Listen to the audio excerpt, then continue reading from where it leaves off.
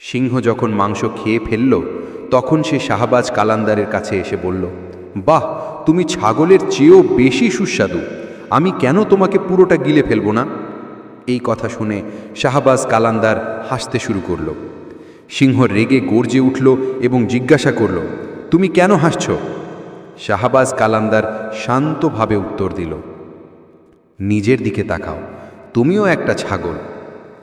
নিজেকে দেখে সে সত্যিই একটা ছাগল হয়ে গেছে। সে টলতে টলতে শাহবাজ কালান্দারের পায়ে পড়ে বলল, মহারাজ, দয়া করে আমাকে ক্ষমা করুন। ক্ষমতার নেশায় আমি অন্ধ হয়ে গিয়েছিলাম। দয়া করে আমাকে একটা সুযোগ দিন। শাহবাজ কালান্দার তার দিকে মৃদুভাবে তাকিয়ে বলল, অহংকার সবসময় পতনের দিকে নিয়ে যায়। তোমার শক্তিকে বুদ্ধিমানের সাথে ব্যবহার করতে শেখো। পরের মুহূর্তে সিংহ তার আসল রূপে ফিরে এলো। সে ছাগলের কাছে ক্ষমা চাইল এবং নীরবে বনের দিকে চলে গেল। শাহবাজ কালান্দার আকাশের দিকে তাকিয়ে মুহূর্তের মধ্যে বাতাসে অদৃশ্য হয়ে গেল।